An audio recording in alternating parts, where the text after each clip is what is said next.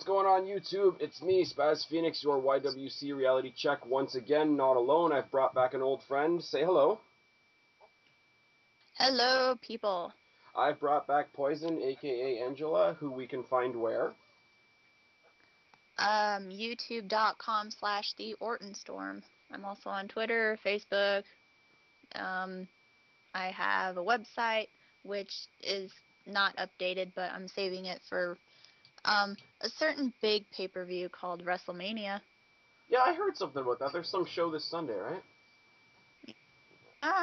Anyways, It's people, supposedly the go Super subscribe Bowl to of Angela. wrestling. Maybe if we subscribe to her and we get more people to subscribe to her, she will make videos more often. Anyways, Shut up. this is going to be the last word before WrestleMania, unless something absolutely spectacular happens on SmackDown.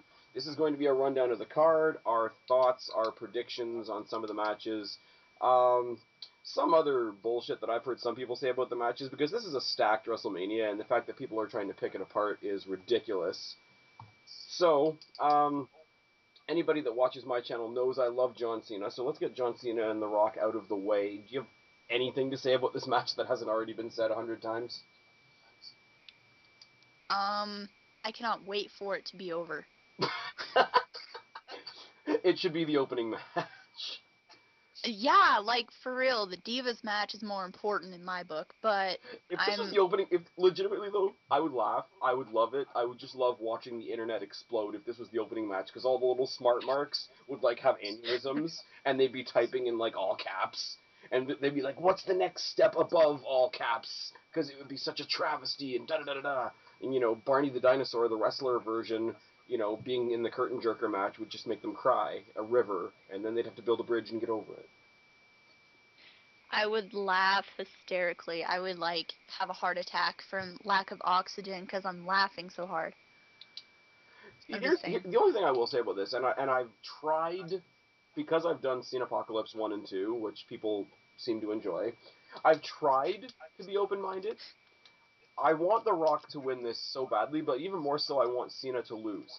If Cena were to lose this match and then win a rematch next year at WrestleMania, I don't want a rematch, first of all, but I'd be willing to have a rematch of this match if it meant Cena loses this Sunday. Let's not count our chickens before they hatch, shall we? Well, the rumor is God forbid there's a rematch. the rumor that I'm hearing over the dirt sheets, and we all know how reliable the dirt sheets are, but it's going to be like sort of a best of three. Like there's going to be this WrestleMania, this coming SummerSlam, and then next year's WrestleMania. If Cena loses tonight, or not tonight, but this Sunday, I would not mind him winning the next two straight if we got that one Rock victory. That's the point I'm at right now. The best thing, and I said this in the Cena Apocalypse video, the best thing Cena can do right now to regain my legitimate attention is lose a match. I don't care who it's against.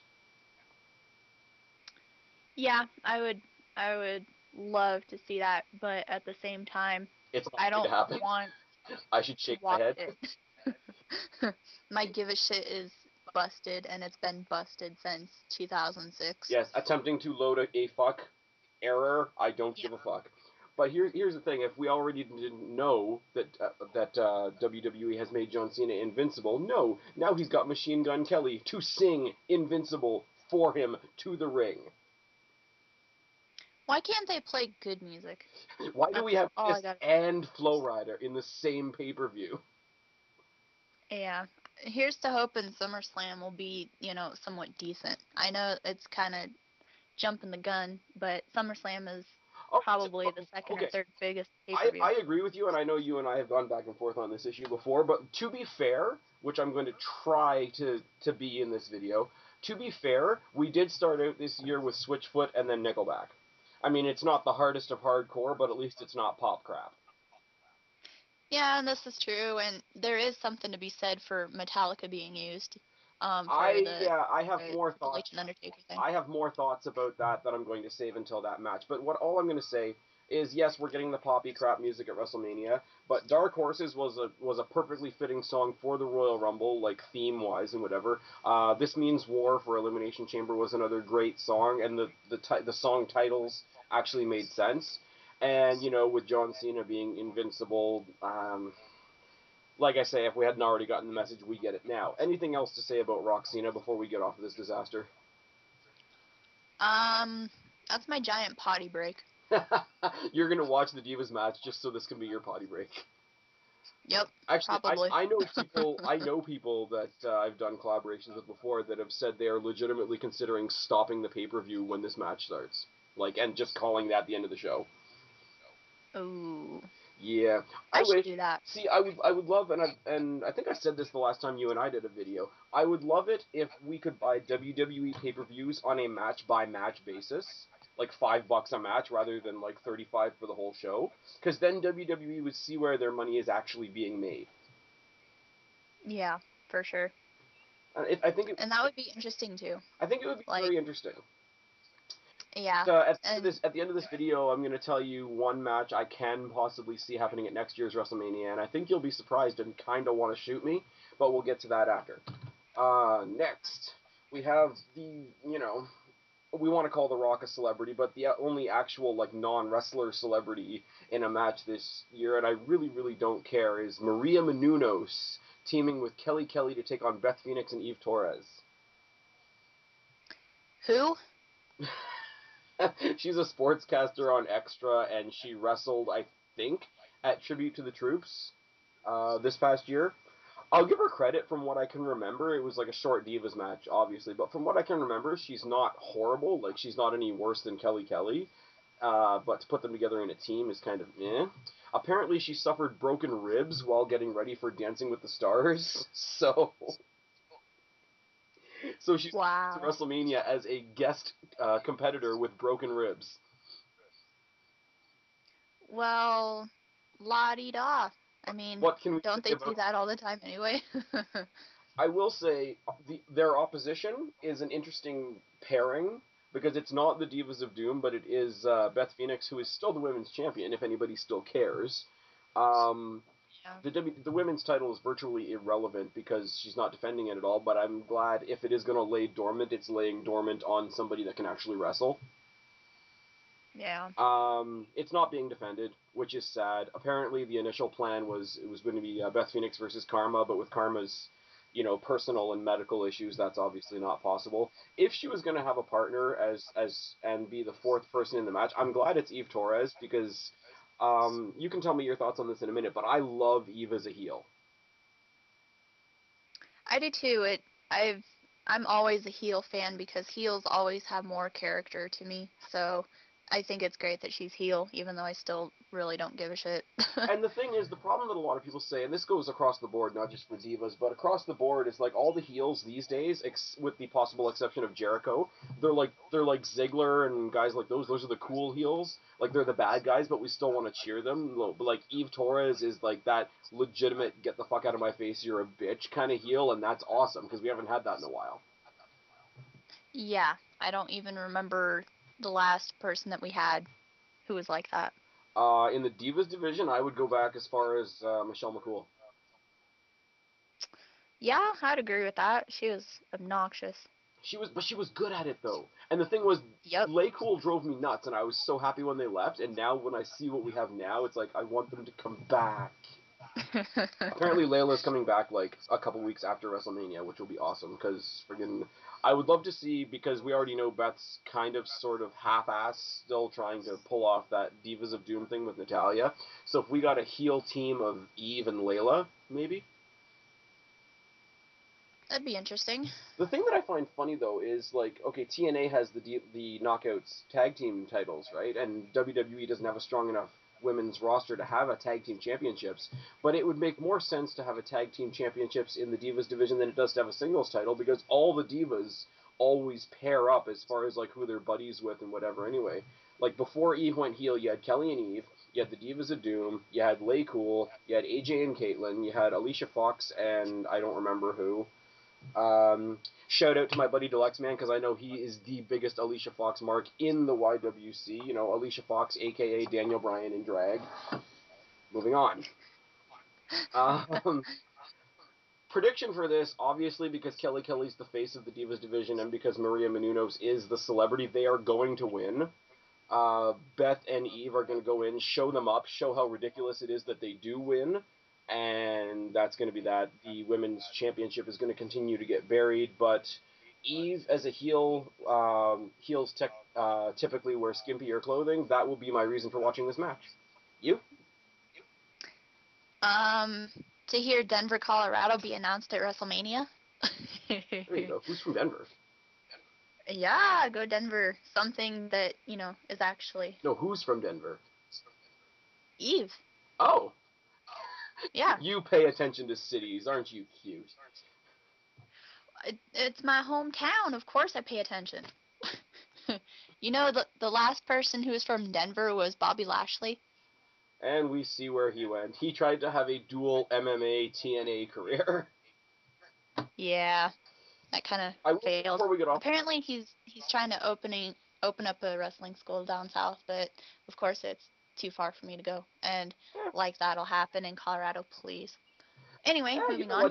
He's done the MMA thing, he's done the WWE thing, and he's done the TNA thing. So he's got a variety of experience. I don't know how good that experience is, but it's varied. So it would be it's interesting to see how that turns out. Actually, I'm not going to lie. Before I go, just because I feel like being a jerk, everybody listening that doesn't know already, my friend Angela here is incredibly gorgeous. So if we can go on Twitter and start a hashtag, get Poison and Eve outfit. That's going to be a hashtag I want trending by WrestleMania. Moving on. Good luck with that. Okay. The next is Team Johnny versus Team Teddy. And can I say something before we go? Because you haven't seen this week's Raw, right? No, I have not. Okay, so I'll fill you in what happened this week's Raw. They had one spot left to fill on each team. Punk beat the crap out of Christian. And re-aggravated a bunch of shit in his neck and in his foot and whatever, so he's off Team Teddy. Team Teddy replaced him with Drew McIntyre, which is awesome. But even better... No fucking way. What? No fucking way, that's awesome. Yeah, it is. Sorry. Even better. I'd mark out there for a second. Better than that, my personal mark-out moment was Otunga and Santino had another captain versus captain match. Santino tried to attack John Laurinaitis, and John Laurinaitis was saved by none other than my boy, The Miz. The Miz is the last guy on Team John Laurinaitis, which is awesome. Sweet. Mark Henry, later in the night, tried to attack Teddy Long. Teddy Long was saved by none other than Booker T. Booker T is the last guy on Team Long. Oh, God. You know what? I know everybody's saying, oh God, I'm a mark for Booker T, I don't really care. But here is where I am going. I encounter so many people here in the YWC, and they know exactly who they are, who, especially when it comes to stuff like this, there's going to be a surprise entrant, this and that, announced, and people start guessing, and people start prophesizing, well, this is the only thing, they're going to do this, this is the only thing that makes sense, da-da-da-da-da, and everybody was so hard up that the last two members of each team were going to be Alberto Del Rio and Rey Mysterio. Right? Which is fine. Which I think is funny because these same people shit on Del Rio on a regular basis. And some of them, and I won't name any names, like I said, but some of them are big Rey Mysterio marks. So, they got all up on their high horses and just, this is the only way I can go. These are the only entrants that make sense, da-da-da-da. And these are also people that shit on The Miz. To me, personally. On podcasts and on YouTube and on every other thing you can imagine. So, not only does Drew McIntyre make it on the card, who they trash for being a jobber, my boy The Miz comes in where Alberto Del Rio should have come in, and Booker T comes off the commentator's table, because he was a guest commentator on Raw, and says, no, Rey Mysterio, know your role, sucker, because I'm taking your spot. So it's just everybody that thinks they know what's going on. It's the old Rowdy Roddy Piper adage, just when you think you got all the answers, we're going to change the questions, and we're going to fuck you over time 3. And it's amazing. Now, Team Long. I'm going to say that Team Long basically has Team Jobber other than Booker T. There's Great Khali, R-Truth, Santino Marella, Kofi Kingston, and Zack Ryder. Wow.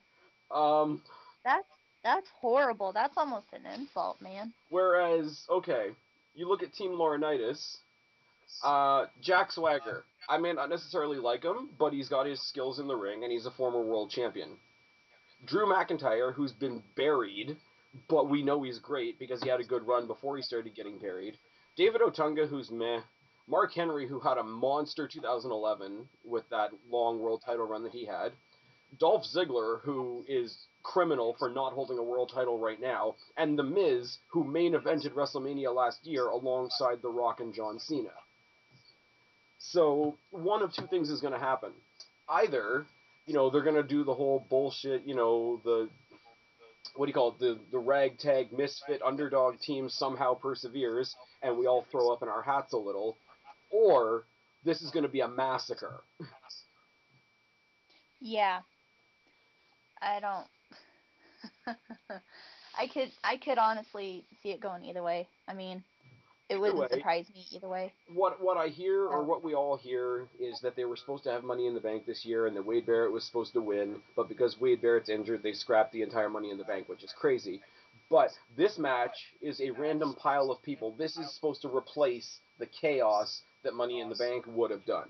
So there's 12 competitors in the match. I think there's going to be 11 finishers, and whoever's left standing is going to be the winner. That'd be a fair guess. Okay, so I'm going to run down the names again, and if there was one man standing at the end of the match, I want you to tell me who you think it would be. Ryder, Kofi, Santino, R-Truth, Great Khali, Booker T, The Miz, Dolph Ziggler, Mark Henry, David Otunga, Drew McIntyre, Jack Swagger. To be honest, it wouldn't surprise me if, and this might shock you that I'm going to say this, but if Ziggler was the last man standing. That doesn't shock me at all. Like I say, the fact that this guy isn't higher on the half the team that Laurinaitis has, the fact that they're not higher on the card surprises the hell out of me. Like, Laurinaitis has the all-star team, really. I mean, Otunga's the captain, and that's kind of a joke. But other than that, like, he's got the all-star team. Like I say, Drew is going to take off any day now. Swagger I don't like, but we know he's got the technical skills to get it done. And Miz, Ziggler, Mark Henry, all former world champions. Yep. Who do I want to see standing at the end of this match? Take a wild guess. I don't know. I will give you a hint. If the guy I want to be standing at the end of this match is standing at the end of this match, it will be awesome. Hell yeah. I want him to win too, but I'm thinking Ziggler will pull it off. Okay. Are we actually doing predictions? We know that Cena's going to beat The Rock. We know that the Faces are going to win the Divas tag match, unfortunately. Who do we want to win / who do we think is going to win this match?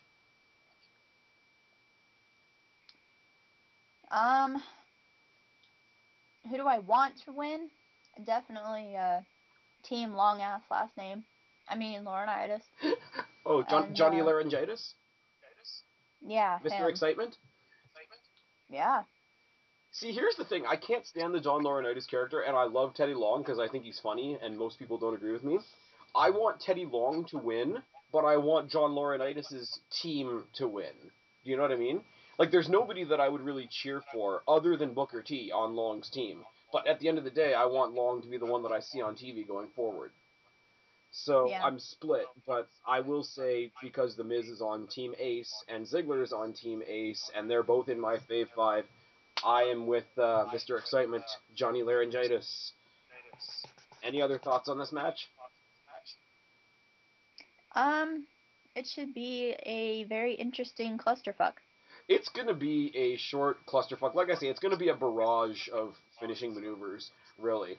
Like, what do we got? We got Swagger Bomb, Future Shock, whatever the hell David Otunga's doing these days, World's Strongest Slam, Zigzag, Skull Crushing Finale, Axe Kick, Punjabi Plunge, Little Jimmy's Revenge, Cobra, Trouble in Paradise, and the Rough Rider. Yeah. It's going to be like the match that the random 4 guys had against the Core last year. It's going to be bullshit. It's going to be over in 5 minutes. And it's just going to be like whoever happens to be standing will be the winner. Other than that, there's not really much else to say. So we're moving on. Here's one that's getting incredibly undersold, but I know you're going to be excited about. The Big Red Monster versus the Viper. Oh, hell yeah. I am so excited for this match. Like, besides Undertaker versus Triple H, which is obviously the match, this is the match I would pay the $55 for. Nice. Man. Oh, I get chills thinking about it. Now, the only thing people have against this match that I will agree with slightly is that it was kind of just thrown together. I don't think it's going to take away from the match, but it just hasn't given the WWE time enough to build a proper, like, reason for them to have a match, other than they both deserve to be on the card. See, I don't view it like that. But then again, I've paid attention to these two since Oh, they for sure, even started interacting. watching each of these guys individually and the fact that they're going to have a match is amazing. It's just, like, right now in this moment, they've put together a really flimsy reason for them to have a match. They don't need a reason, because it's going to be great. But as far as the story they're in right this second, it's less than it could be. Like, if Kane had made his comeback and gone right for Randy Orton when he went after Cena and built from then until WrestleMania, think about how much better this match would be. I agree, but Everything can be made. I don't view it like that as the Randy Kane mark that I am. Oh, it's true. Everything's better when we skip John Cena, though. Yes. Here's my thing, Yes. right? This match These has guys been don't building have a for years. reason to have a match. They both deserve to be at WrestleMania. Here's where I'm going to go with this. Kane made a great comeback and was squashed by Cena. This WrestleMania moment for Kane is going to be WWE basically apologizing to him for that. And that might sound a little jaded, it might sound a little Cena hater-ish. I love the new incarnation of Kane. I love the new mask. I love the Predator-style helmet thing that he comes out in. I think it's great. I think he's copying Jeff Hardy a little bit, but be that as it may. Randy Orton has spent, 2/3 of last year and most of this year making everybody in the mid-card of SmackDown look like fucking gold. This is what he has done in the past year, not only, putting over Mark Henry and having Mark Henry start that great title reign, but as soon as he did that and set Mark Henry on his way, he spent the rest of the year, most of it, and coming into this year, making everybody from Cody Rhodes to Ziggler to Sheamus to Wade Barrett to Daniel Bryan look awesome. This is why I had hoped, I'm glad that Sheamus has the spot, but I had hoped that the match at Mania would have been Randy Orton versus Daniel Bryan. Yeah, I'd agree. But this is WWE, basically saying to Randy Orton, look, we didn't give you the title match, we didn't let you win the Rumble in your hometown, but there's no way we're not going to have you at Mania, because you are, like, the number 2 face, the number 2 draw, the main draw on SmackDown. We kind of have to put you on the show, so we'll give you an awesome thing with Kane. My other theory is this. Kane being all fucked up and mental and whatever, having this thing with Cena would be fine, but in Kane's, like I say, fucked up mindset, Cena would get boring after a while. Kane looks at somebody like Orton, who has done some of the messed up things that he's done in the past. Kane can look at Orton and say, this is somebody that's legitimately as fucked up as I am. This is somebody that I can have some fun with. Yep.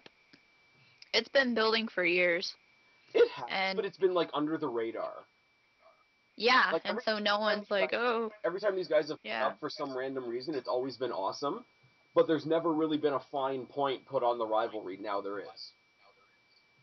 Yep, and thank God, because, for real, I have been wanting this feud for a very long time. Oh, yeah. And people are saying this is going to, Kane's back for, like, one short run and then he might be retiring, so what better way to retire than a blow-off feud with Randy Orton? Exactly. Who do we see winning this? I don't know. I gotta go with Orton. I don't see Orton doing everything that he's done, like I say, in the past little while. After the great match that he had with CM Punk at last year's WrestleMania, I don't see Orton losing this. I'd have to watch SmackDown first before I could even get a hint. Yeah. Of an idea. Yeah. Because usually... I gotta go with my Fave 5, and my gut feeling, and I gotta say I see Orton taking this. It's no slight on Kane, trust me. Like, because Kane coming into the WWE with the shadow of just being The Undertaker's little brother, and to come as far and as last as long as he has, nobody can touch that. but I can't see Orton losing this match. Yeah, because it is WrestleMania. It's usually the faces win anyway, so. Mm-hmm. All right. Anything else? Honestly, no matter the outcome, I'm gonna be very happy. And maybe need a change of pants. Moving on. Not exactly the best way that this could have come about, but Intercontinental Championship match, Big Show versus Cody Rhodes. Oh yeah. Oh yeah? Yeah, this one is kind of a I don't know. It's an interesting match to me because Big Show isn't exactly who I would have pictured them to put against No. Cody at WrestleMania, but hey, I'll take it. See, here's my thing, right? And you and I have had this discussion before, I think, and it was the same with Daniel Bryan. I became a fan of Daniel Bryan, admittedly, very late in the game. But when Daniel Bryan got his world championship, he was doing nothing but fighting the monsters. He was fighting the Big Show, and he was fighting Mark Henry, and I wanted him to step back from that and fight another actual like wrestler. And I think the fact that he didn't, being that he's such a technical wrestler guy and that's his thing, I think it really hurt him when he started, feuding with Sheamus and Randy Orton and some other people like that. I think it made him look better because it was two guys. It wasn't a guy and a monster. It wasn't like a wrestler and an attraction. It was two wrestlers, and it made more sense. It's the same thing here. It is like I would have much rather seen if Cody Rhodes didn't have the Intercontinental Championship. I would love to see him get the spot and have the shot at Daniel Bryan. I think that would make for an amazing match. The other way, if he still had the Intercontinental Championship match, or the Intercontinental Championship, which he does, I would have loved to see him defend at Mania against Justin Gabriel. Most people say Justin Gabriel doesn't deserve it or he isn't ready or whatever, but I disagree, and I think it would have been a hell of a match. They've teased it forever on SmackDown.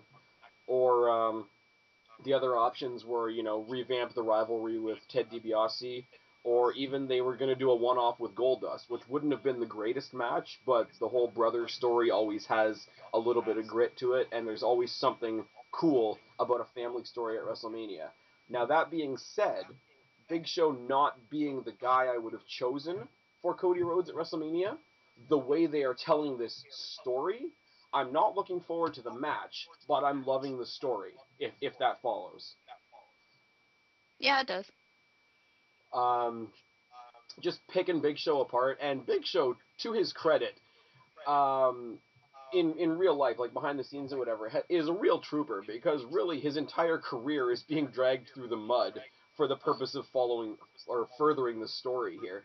Because basically they've been pointing out all the ways the Big Show sucks at WrestleMania. Yeah, that's pretty harsh. Big Show is a team But player. yes, he is. Very Um, much. what can we say about Cody Rhodes and the Intercontinental Championship, though? Like, when was the What last time the can Intercontinental Championship was this relevant? uh Uh, I'll get back to you on that. the last time the belt looked like that? Yeah, pretty much. Nobody that held the Tylenol-shaped belt gave it any credibility. Oh, that's horrible. This might be putting it way back, and there's probably some relevance um, more recently, but I'd venture to say when Randy held it. Yeah, for sure. Um, I don't know, like, when the last couple of people hold it were, like, Ezekiel Jackson and Wade Barrett before he started coming into his own. Like, Wade Barrett now would do great with the Intercontinental Championship, I think, but I think WWE already has bigger ideas for him. Ezekiel Jackson didn't do anything for that title whatsoever. Like, at all. Ezekiel Jackson is, like, irrelevant to the company. Ezekiel Period. Jackson is Ahmed Johnson 2.0. Yeah. And that hurts. Just kind of there, He's kind of like, like Faith. Okay, is there any way Cody Rhodes doesn't win this match? Well, never say never, but I think he's got it. See, okay, and I'm glad I just come to that because I left out a big point. My other problem with having Big Show in this match, and like I say, it's not a shot at him. I know he's gonna go in there. He's gonna be the big scary obstacle that Cody Rhodes overcomes. Cody Rhodes is gonna come out looking like $1,000,000. But I can't believe Big Show really wanting the Intercontinental Championship, considering he's been a world champion. Yeah, it's kind of like taken one step forward, 5 steps back. No, but like if you've held world gold in like multiple Yeah. companies, never mind multiple like shows and whatever, how hungry are you for a mid-card title? Not very. Alrighty. In theory. So big man's gonna fall down, go boom. That's my prediction. Yep. Moving on. Another interesting one. People seem to like to shit on. I'm not, but that's me. I like to go against the grain a little bit, if people haven't noticed. Sheamus versus Daniel Bryan.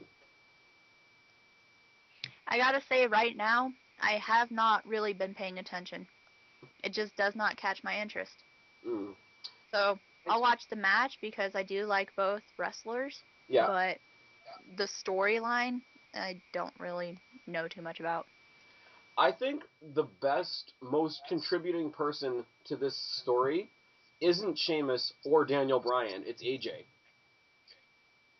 Yeah. AJ Which is playing, the timid girlfriend that's being so mistreated by this guy that's so newly become an asshole. It just, it puts an exclamation point on Daniel Bryan's heel turn. It puts an exclamation point on, Sheamus being the hero that's going to come in, that's going to get rid of the asshole.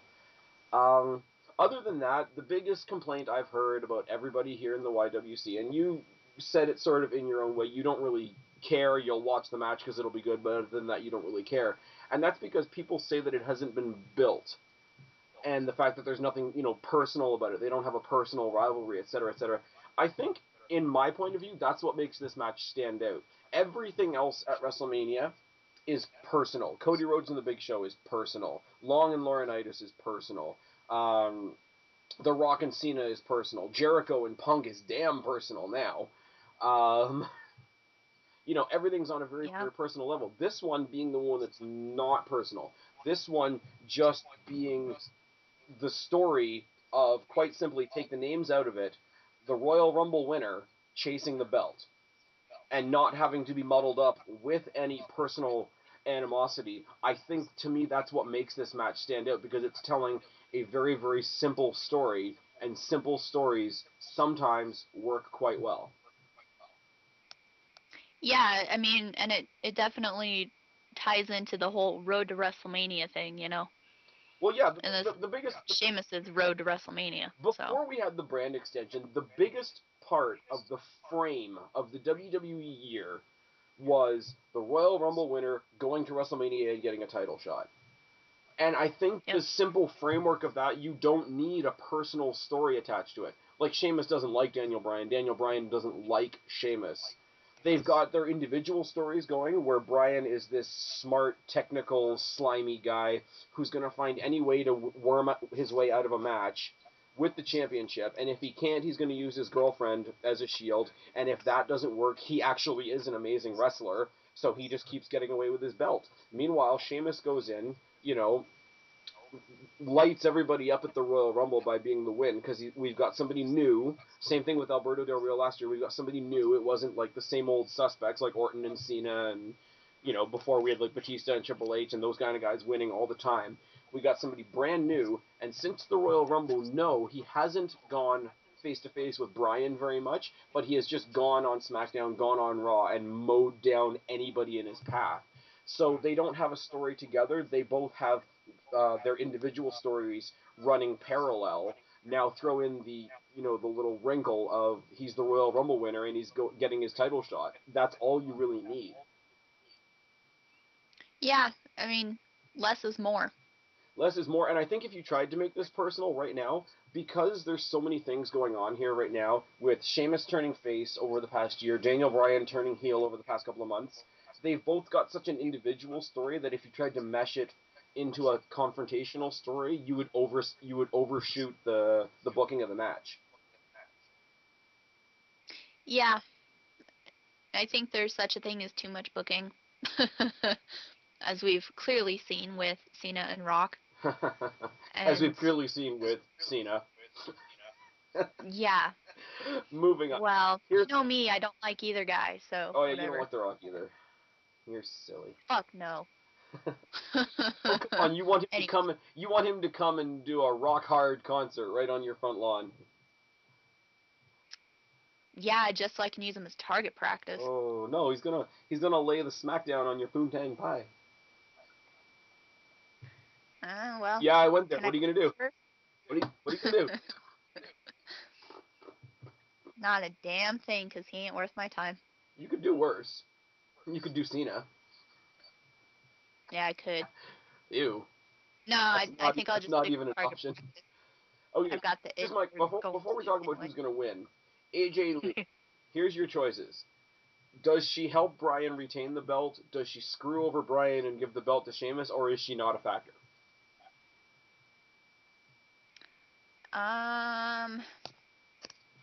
I don't know, but it's kind of nice seeing a chick being more than just eye candy and actually being involved in something, you know? To be fair, she's also gorgeous.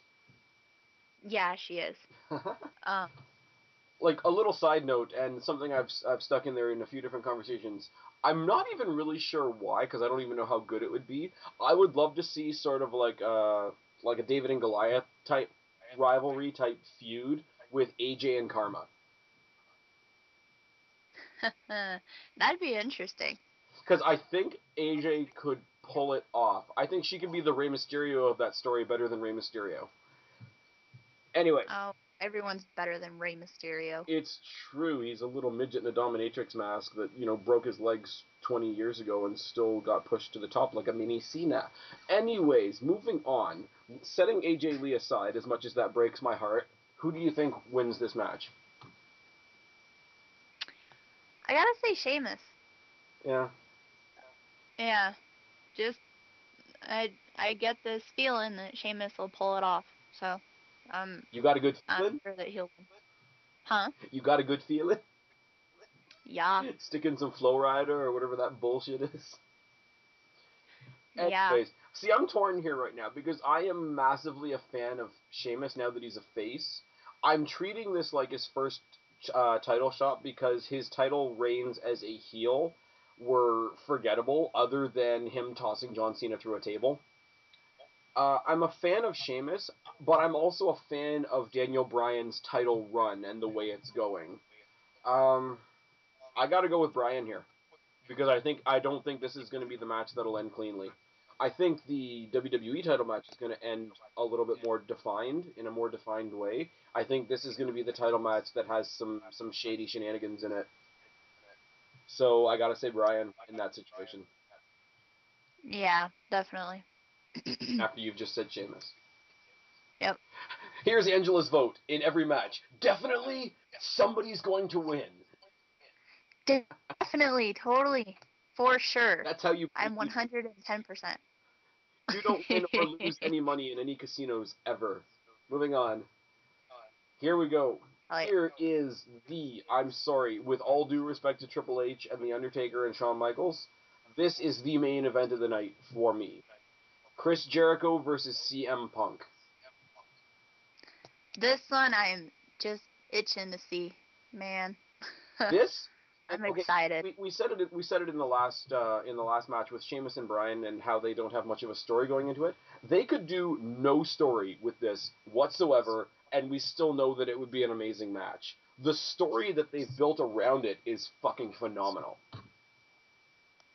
Yeah, I don't know when the last time was when I was excited to see a storyline. Mm-hmm. I don't know when the last time was we had 4 legitimate wrestlers going for the 2 wrestling world titles. Yeah, this is true. And I love how there's a lot of people out there shitting on the Attitude Era, yet the one half of this match is definitely Attitude Era, born and bred, and the other one is sort of a new school throwback to the Attitude Era. And that's your WWE Championship picture. So those people that are out there shitting on the Attitude Era, if there wasn't any Attitude Era, we might not be having a WrestleMania right now. We might be having a Starrcade. Why are people shitting on the Attitude Era? Oh, people are always shitting on the Attitude Era. People out there, and they know exactly who they are. Anybody that's a fan of the Attitude Era just wanted to see more tits and ass, and I say, what's wrong with that? People from the Attitude Era were just masochists that wanted to see all kinds of blood and da-da-da-da-da. People from the Attitude Era just, sat there and popped like children for a bit of profanity and a bit of swearing. And I'm like, no. you're kind of an idiot. Just saying. Wow. Like, What are they, there are like, people out there that shit on The do? Rock, and when you ask them why, they say, well, because he's from the Attitude Era. Like, that's an argument. That's like, That's an argument man, for they'd him have to think not of a term sucking, for that. just putting it out there. Yeah. You know, you got Well, The that's like Rock, saying who John Cena's a wrestler. you got The Rock, who embodies a better time in wrestling, in my personal. We have great wrestlers now. Don't get me wrong. There are the CM Punks, there are the Zigglers, there are the Cody Rhodeses, etc. But the WWE back in the Attitude Era was a better time in general for wrestling. You take one person at WrestleMania that's going to represent all that, and you put him up against the Princess of PG and try to tell me that that's better. Just saying. Anyways, I'm not going off on a Cena rant. I've already done it twice. And people, if you want to hear me rant about John Cena, look back a few videos. There are 2 videos. Both of them are called The Cena Apocalypse. Go, enjoy, listen to me rant like a maniac, and, you know, love me or hate me as you will. CM Punk versus Chris Jericho, because I'm not letting Cena take up any more time on this video. CM Punk having an amazing title run right now. Like, absolutely, like, even though it was shady, it started at Money in the Bank with the big moment in his hometown and all that, which was great. Everything he's done since then has been phenomenal. And I think Chris Jericho, if they were going to put Chris Jericho up against anybody now, attitude-wise, character-wise, you know, a little bit against the grain-wise, you couldn't have a better pairing than Chris Jericho and CM Punk. You really couldn't. Yeah, I don't think so either. There's just no one that really holds a candle to it, you know?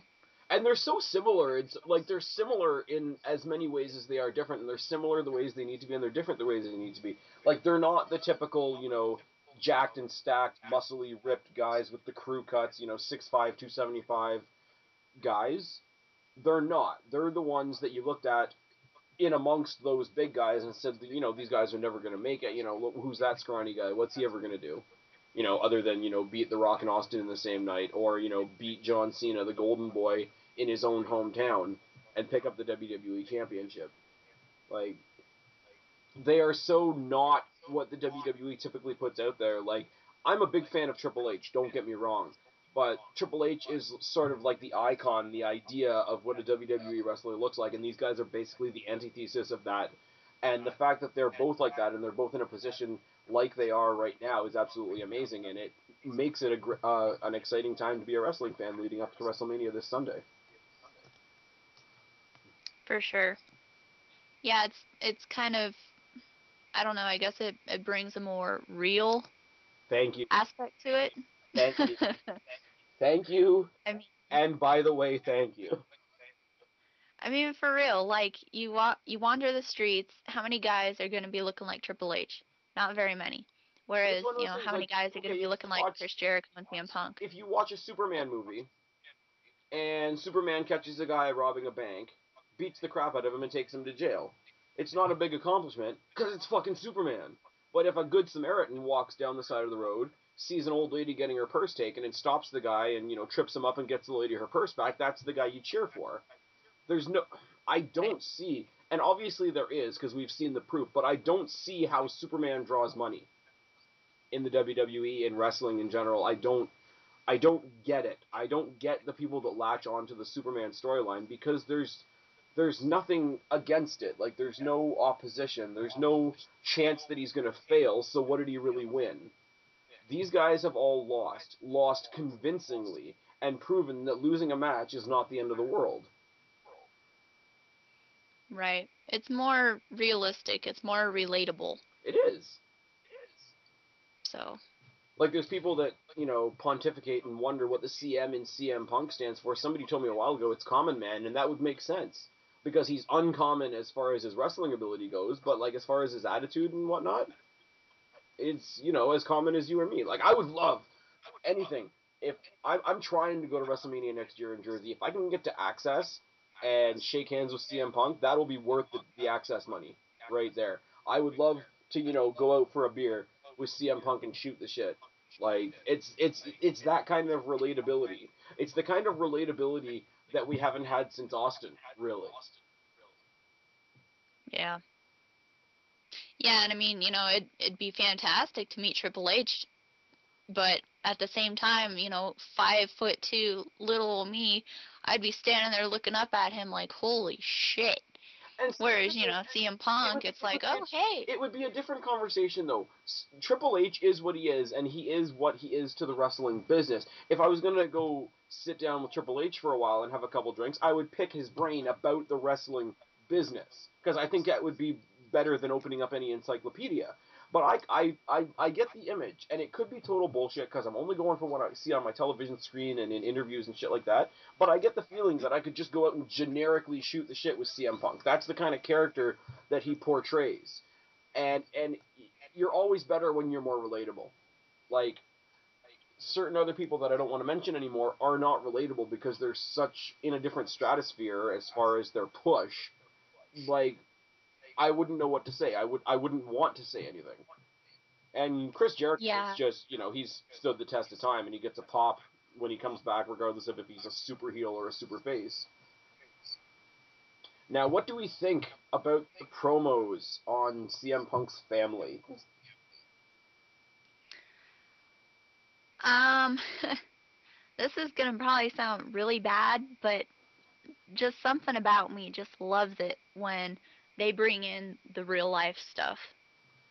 I mean, it's dirty, it's terrible, and it's downright low, and I love it. It's right below the belt. It's reaching in. You can hit somebody in the chest, or you can reach into their chest and pull out their heart, and that's exactly what Jericho's done here. The thing that I'm hearing, and this is again going to some of the negativity in the YWC, is that WWE has gone too far. They've taken it one step beyond. They've taken it to a place they didn't need to take it. The rivalry didn't need it, and whatever. First of all, WWE's done a lot worse. Look at the Katie Eddie Guerrero? the Eddie Guerrero thing was absolutely tasteless, and even I'll admit that. The Katie Vick thing was as funny as it was in bad taste. This is just whatever, right? And the thing is, a lot of people say it's uncomfortable, and that's not necessarily a bad thing. That's a point. First of all, it's a testament to how great a heel Chris Jericho is, and we said this about Eve, and we say it about Chris Jericho too. People don't like Jericho the heel. Like, they genuinely want to see him get his ass kicked. And that's how good he is. On the regular, everyday, like, whole year roster, there's no heel that does what Chris Jericho does. Yeah. Like, it's not only that people feel bad for Punk, but now he's done all this uncomfortable stuff to Punk, and he's their hero, and they want to stand up for him, like, as fans do, not like literally, but as fans, as we want to stand up for the guys that we like. But legitimately, if Chris Jericho makes you feel that uncomfortable, you resent him on a personal level, and you want to see him get his ass kicked, and that is phenomenal. And it doesn't happen anymore because, like I say, we've got all the heels nowadays, like Ziggler and Rhodes and guys like that, who are as great as they are, but people like them, and they're not supposed to. Yeah. Whereas Jericho, he just draws that certain little thing out of you. Yeah, and the thing is, people like us that know what we're talking about, whatever, we see that, and we like him for making us hate him. And I think that when you can come to that level and you see something that's so fucked up and it pisses you off so much, and then you take a step back and you're like, I see what you did there. Good job, sir. Exactly. Yeah, when I first saw that one promo that he cut, not this past week on Raw, but the week before. One. Yeah. When he talked about I was like, oh. And see, the thing is, though, and it's a good thing for Punk, too, because it's getting Punk to a really, really vulnerable spot, which will draw any one or two fans that aren't already on the Punk wagon to his side. It'll throw another magnet in CM Punk's ass to bring more, fan love, fan support, whatever his way, to make him vulnerable. Going back to what we said before, if you're invincible, why should I care? If you're vulnerable and you can be cut down and you can cut yourself open in front of the crowd and be as honest as he was when he was talking about his dad, it goes back to the relatability thing, and it goes back to the vulnerability thing. Relatability and vulnerability are going to sell this match. Other than, Jericho's genuine great ability to display cruelty. Exactly. Yeah, I'm excited for this match for sure. The rumor that this is going to open the show makes me angry. Really? The rumor that this is going to open the show makes me angry.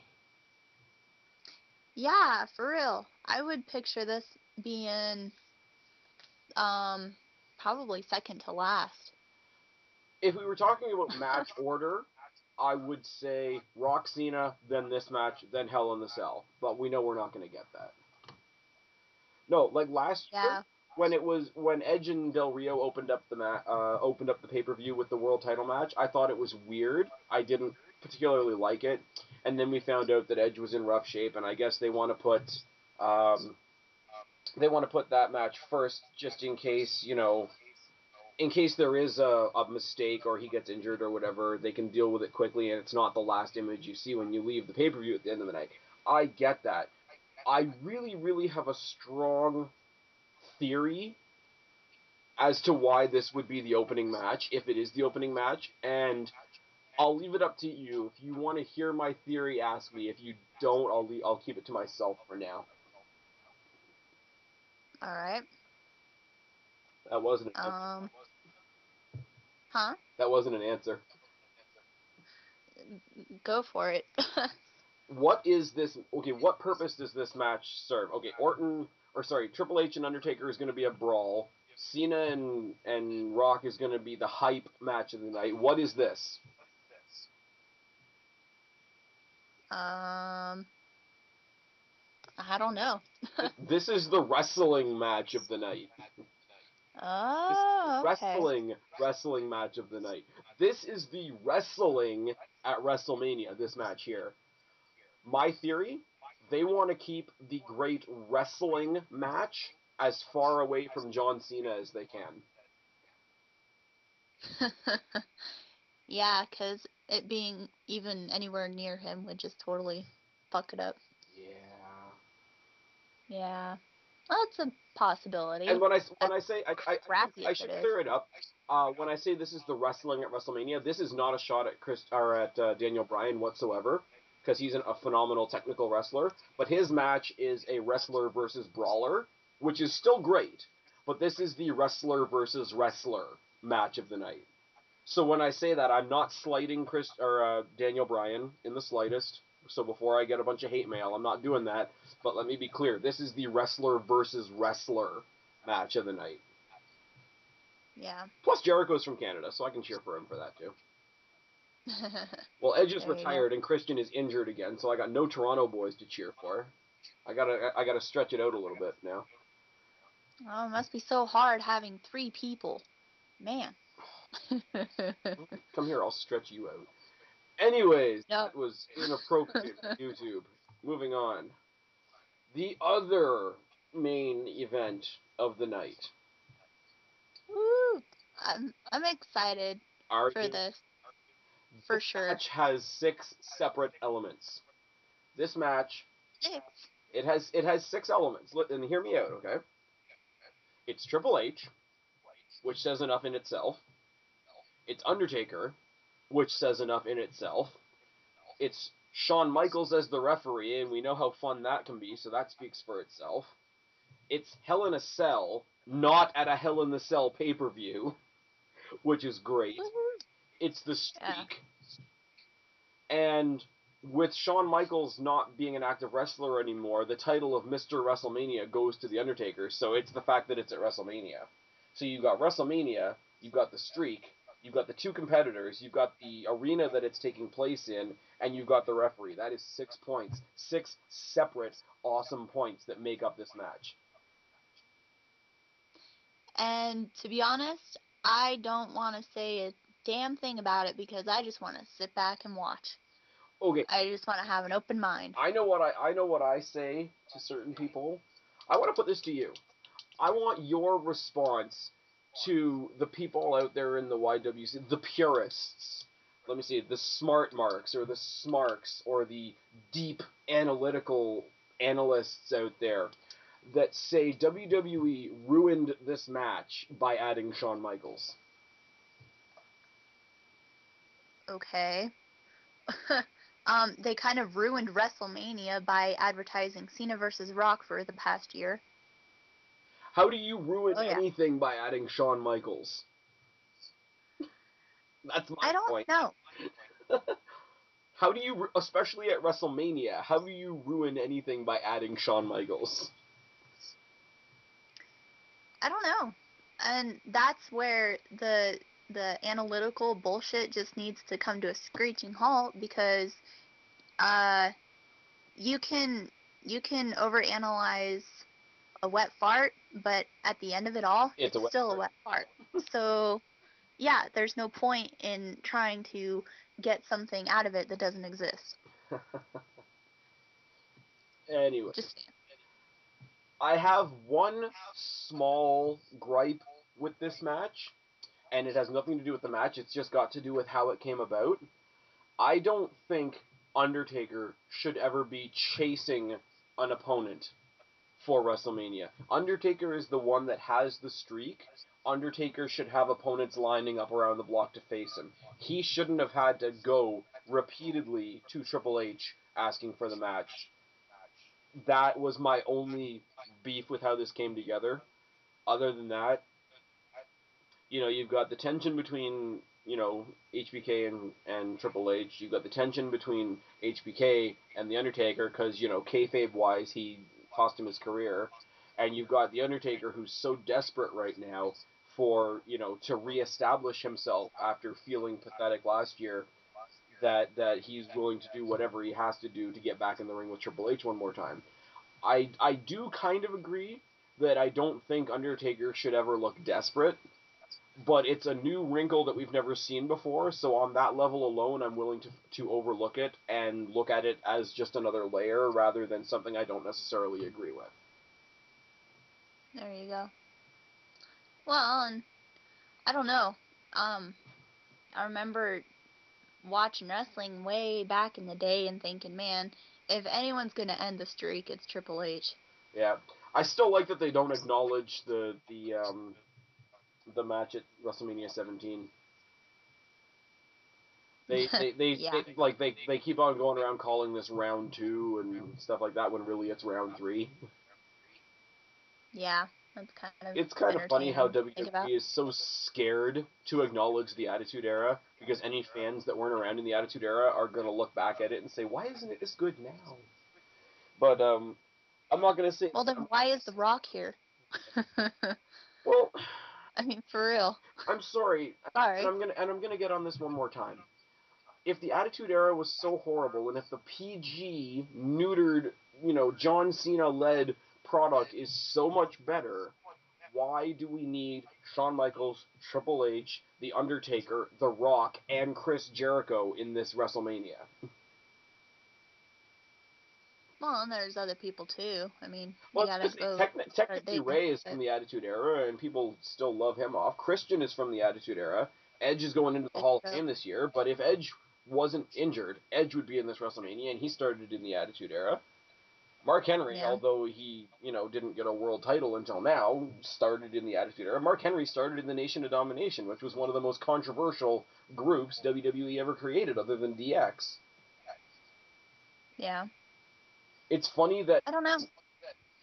I do want to point something else out, because I want to talk to you about the Hall of Fame just a little bit. It's funny when they do the what do you call it? The career, video packages or whatever for Ron Simmons going into the Hall of Fame. And they do all his things. They do, him winning the title in WCW, him being a force in the WWE, etc. They don't have any footage from the Nation of Domination in there that I've seen. And that was such a big part of his career. And I think it's so funny that it was so controversial and whatever. And again, it's that whole Attitude Era thing, that there's no Nation of Domination stuff. It's like the stuff he did in WCW, and then they flash right forward to when he was in the APA with Bradshaw.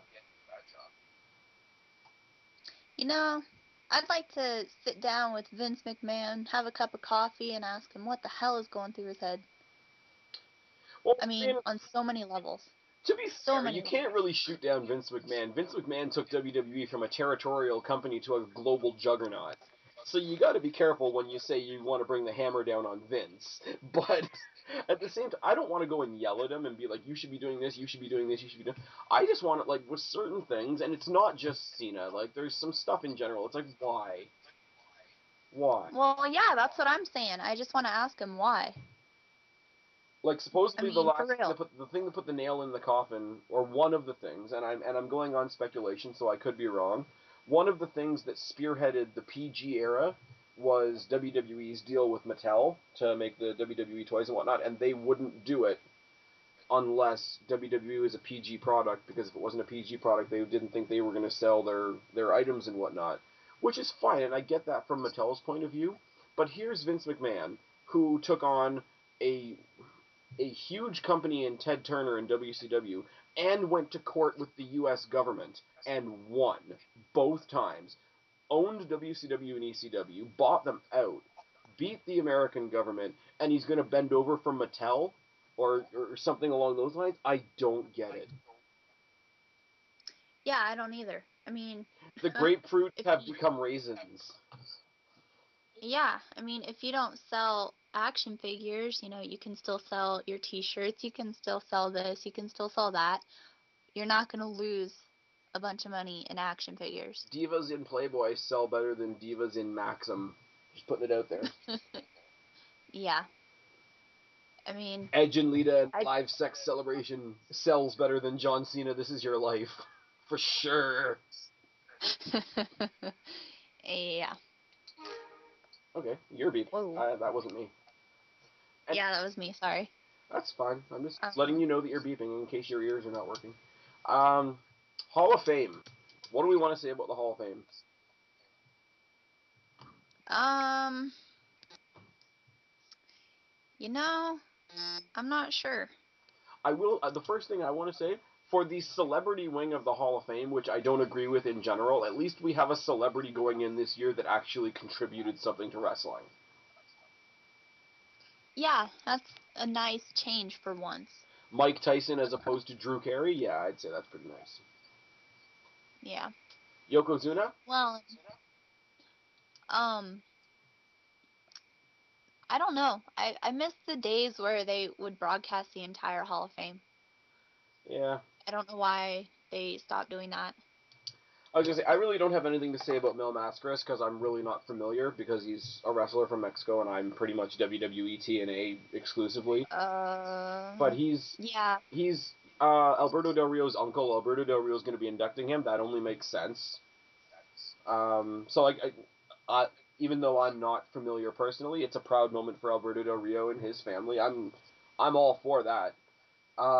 Rikishi and the Usos inducting Yokozuna because they're all sort of family and whatnot. That's going to be a hell of a moment. It'll be cool to see Rikishi again. It'll be cool to see Rikishi with the Usos. It'd be cool to see Rikishi in clothes. Oh, there you go. Oh, you don't want a little fat man bum action? Yeah, the Um, what was that called? The stink bomb? the stink God. face. Stink face, that's what it was. Yeah. When Oh I man. remember when I was younger and it was one of those things where I was catching the replay the next day, so it was on at like 6 in the afternoon, and my mom came to tell me that dinner was ready, and all she walked in on was Rikishi's ass. And she's like, "What the hell are you watching?" Because she didn't believe me when I said wrestling. Uh, Rikishi was a lot of fun, but the focus is on Yokozuna. I mean, if you've got anybody that set the bar for big guys in wrestling, like some of the shit that Yokozuna could do sweet chin music. Really, like that's impressive for a guy as massive as he was. Yeah. For a guy as massive as he was to go to the top rope was even scarier. Yeah, for sure. But yeah, no, but this is. I think it's going to be a big year for family. Like I say, Alberto Del Rio inducting Mil Mascaras. DX as a pair are inducting Mike Tyson, which only makes sense. If it was really going to That'll make be sense, it fun. should be DX and Steve Austin inducting Mike Tyson. But that's be that as it may. The Usos and Rikishi inducting Yokozuna, like I say, only makes sense. Um, who else is? Oh, Bradshaw's inducting Farouk again. He was his tag team partner forever, so that makes sense. There's nobody other than Mark Henry. There's nobody left from the Nation of Domination that could induct him. Like, Godfather's gone. Mark Henry is, like, leaps and bounds above where he was in the nation. D'Lo Brown's in TNA. Something along those lines. So Bradshaw inducting Farouk only makes sense. Dusty Rhodes coming to induct the Four Horsemen, again, only makes sense. I wasn't really paying attention when the Four Horsemen, like, these four guys in the Four Horsemen, were a big thing, so I can't speak very intelligently about it. When I came into WCW, the Four Horsemen was like Mongo McMichael and Malenko and Benoit, and Benoit's never going to see the Hall of Fame ever. But, so Dusty Rhodes is going to induct them. They've got history. I've heard also that Jim Ross is going to be involved in that in some way. So the history's there. I'm assuming the relationship is there, whatever. Let them do that. Ultimately, my moment at the Hall of Fame clearly is going to be Christian inducting Edge. Yeah. And that's just going to be sad more than anything else. Yeah, it is. I'll probably need some tissues. You know. I'm not really a tissue person, but man. It just sucks, man. It just sucks. Yeah, for anybody there's not really much else to say. For anybody listening to this that hasn't gone back on my channel, one of the last videos that me and Angela did was a dual tribute video to both Randy Orton and Edge. So if you want to know more of our thoughts on Edge, you can go back there, you can check it out. Saves us rambling again in this WrestleMania preview. The last thing that I want to say, and this is a theory of mine, and I want your thoughts on it, because it's not entirely positive. You know, we're already talking about WrestleMania this year. We're getting into the pattern of, you know, having a match and then having the rematch next year. We saw it with Shawn Michaels and Taker. We see it with Triple H and Taker. We saw, you know, The Rock attack John Cena, and now we have The Rock and Cena a year later. My thought for next year, maybe not the main event, but one of the main drawing matches for WrestleMania 29, John Cena versus Randy Orton. Oh boy. Can I tell you why? Sure. WWE has had two huge passing of the torch matches. Hogan to Rock, and unfortunately now Rock to Cena. Right? And they are 10 years apart. I was there for Hogan Rock at WrestleMania 18. It was awesome. 10 years later, we have Rock Cena, and he's going to pass it to Cena, which is whatever. Now, the next year, WrestleMania 19, what did we have? We had the third installment of Rock versus Austin, the two greatest of their current time. It wasn't one era versus another. It was the two best in that era, the two biggest names in that era. Now, bring it 10 years, that'll take us to next year, WrestleMania 29, and the two biggest names in WWE are Randy Orton and John Cena. That would be interesting. Like, even if you're not in favor of the match, you can see my point. I can. And I can see it doing a lot surprise of flashbacks. Like, in the promotional work, I could see them doing flashbacks to Rock Austin and pushing that comparison and the 10-year window. Yeah. It's not a match I want to see specifically. Like, I would love to see things like Rock versus Orton. I would love to see things like Shawn Michaels comes back for one more match and takes on CM Punk. But I can see the legitimacy, and I don't think I would entirely hate Cena versus The Rock at WrestleMania 29. Or, sorry, Cena versus Orton at WrestleMania 29. We got Cena versus The Rock on Sunday. But the more prominent rumor is that, you know, John Cena and The Rock are going to have 3 matches this WrestleMania, SummerSlam, and next year's WrestleMania. So, we'll see where that goes. But I just thought I would share that thought with you as you share my opinion of John Cena and you share my opinion of Randy Orton. Yeah, that would be very,